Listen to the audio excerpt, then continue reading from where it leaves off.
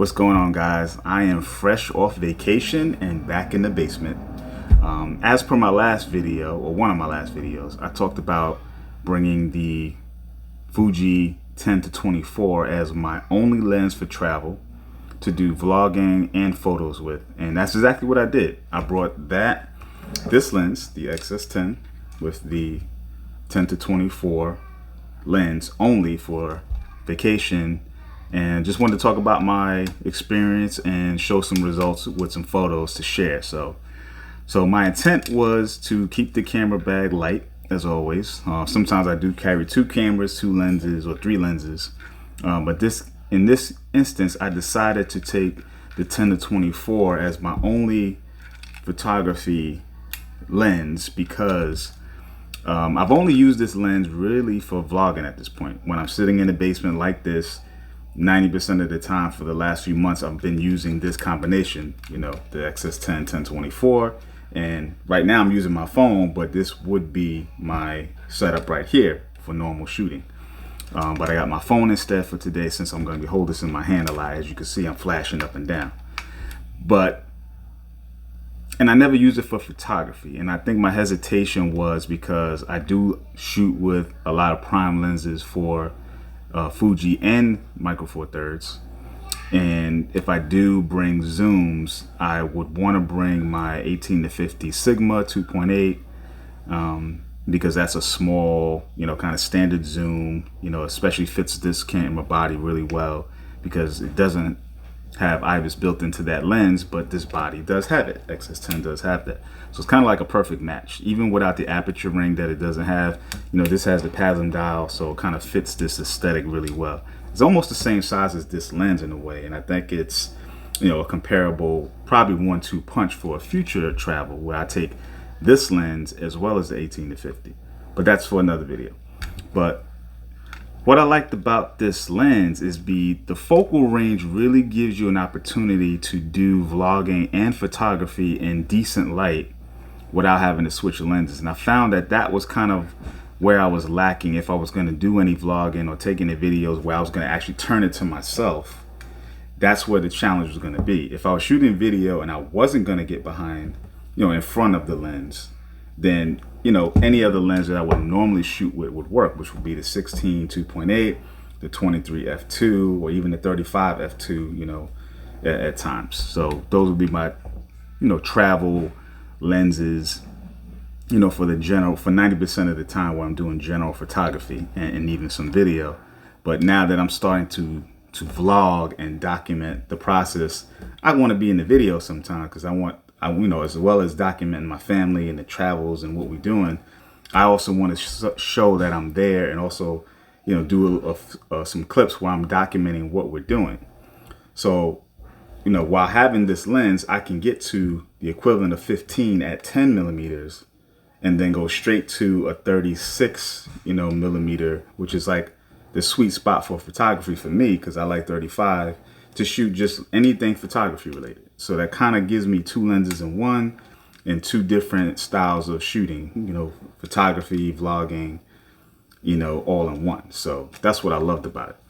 And it's not a heavy lens, and because the X-S10 has this nice grip, it can really handle any lens because, it's still a small camera. It's really small. If you took this hump off, if you took the hump off this camera, it's probably the same size as the XE4, literally the same size. But this hump makes all the difference in terms of handling, bigger lenses and having, something more front heavy, like a lens that will protrude out, like this. So I really enjoyed it. I think I'm probably going to do more one lens travel with this camera and lens combination. Now, let's talk about the downsides. Now, the downsides was, as a person who's shooting his family 90% of the time on these trips, there's varying light conditions everywhere I'm going. So I'm going from, my uncle's backyard at night with the pool to daytime at SeaWorld, bright light. And so, what I noticed was I wanted to just kind of don't care about noise.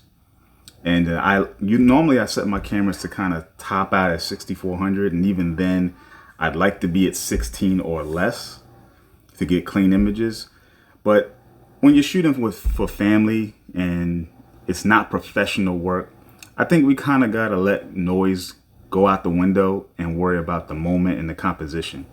And so I let my camera just go all the way to the max 12,800 ISO, while shooting, especially in those nighttime conditions.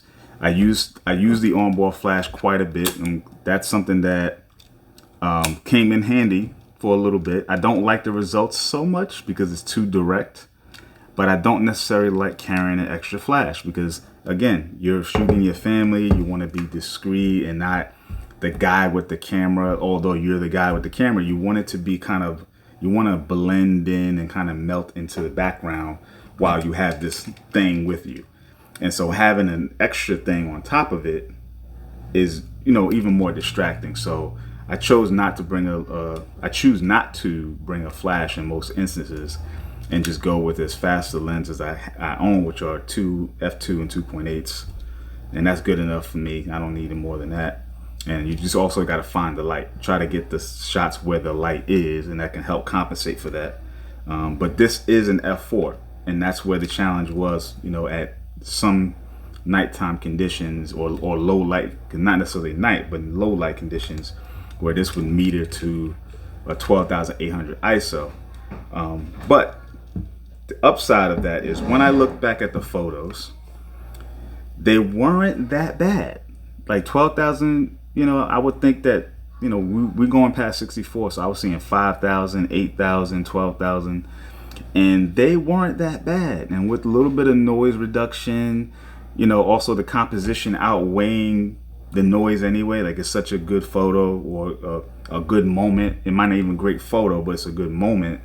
And that's a difference in that too, that you don't really care. You don't really care about the ISO and the noise and all that. It's just like, yo, that's nice. Because in 30 years, when my daughter is 35 years old and she's looking at these photos, she's not going to be like, oh, daddy, look at the noise in the photo. She's going to be, no, look at grandma, or look at uncle, or look at my cousin. She's going to say that about the photo, and like, oh, that I remember that. And that is something we have to keep in mind when we're shooting personally. We get caught up in specs and spec sheets and low apertures and all this stuff. It's important that we remember to document the moments. My personal motto: document life. Forget the noise. The noise doesn't mean anything. What the only noise you should be worrying about is a noise that's happening. They should be running towards those people making noise and capturing moments, because it's probably that noise is probably something important you need to capture. So I'm gonna end it here. Overall, I want to say it was a great result, great experience using this setup. Definitely helps to vlog. Again, with that 10 millimeter, I'm able to go from shooting myself, recording a little clip, talking about what's happening, to going right back to this, shooting photography, throw it at 24, and then we're off, to some just general photography work, So, if you have this lens or are interested in it, I'd say go for it. It's a winner in every way, in my opinion. In the past, I've never really been interested in this lens, but I got it because I needed it for some real estate work that, came up, and I said, you know what?